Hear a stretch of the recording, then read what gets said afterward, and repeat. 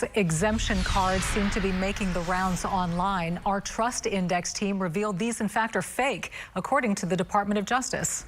But go ahead. There are a lot of questions about mask orders and whether some people with certain medical conditions are exempt from wearing those masks. Tonight, Channel 2 investigator Mario Diaz reveals who's truly exempt from mask mandates and the questions that business owners can legally ask if a customer walks in without one.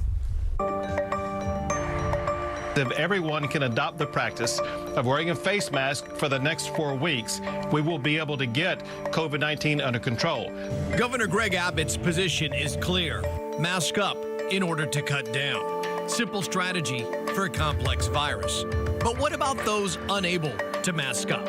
I understand everyone's in fear of contacting this virus through spit or snot.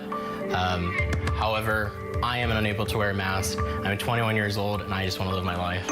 Sam Hofer says he suffers from PTSD, a mental health condition commonly associated with military veterans who served on the front lines.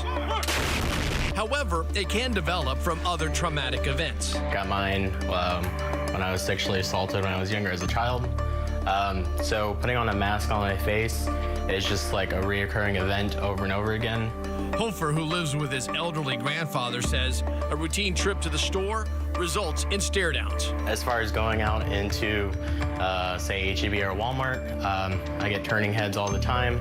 It's a dilemma split 3 ways. Hofer has concerns, so do customers and business owners. There is a delicate balance in the ADA regulations between the person's privacy rights and the rights of the business owner. Duran Dorfman is a legal professor at Syracuse University College of Law. He co-authored a report on the challenges of mask exemptions, a new frontier during this pandemic, but not an entirely new legal concept. You can think about people who need doctor's note for a service animal, for example, or for a not standing in line in certain places. Dorfman says CDC guidelines are simple.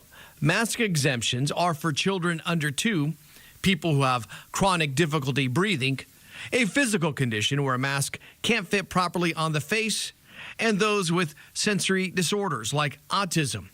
Houston area psychiatrist Dr. Tyson Godsey believes the vast majority of people should wear a mask, but he has written notes for patients. It's usually been anxiety or something in the anxiety spectrum. PTSD, claustrophobia, those seem to be kind of the biggest ones. Dorfman says if a person isn't wearing a mask, businesses are legally allowed to ask only 2 questions. Are you not wearing a mask because you have a disability? That's the one question. And the second question could be, what kind of benefit do you get from not wearing a mask in your situation? Fellow customers, on the other hand, can ask whatever they want. But Dorfman warns confrontations could erupt. So if a customer has questions, they are better off speaking with a store's manager. Hofer asks others to remember one thing. What I would love for people to know is that just because I'm not wearing a mask does not mean that I'm just not wanting to follow the order. So what are the solutions for folks with disabilities that don't qualify for a doctor's note? Dorfman says curbside service is one accommodation. Meanwhile, Godsey says he works with his clients on desensitizing them to their issues.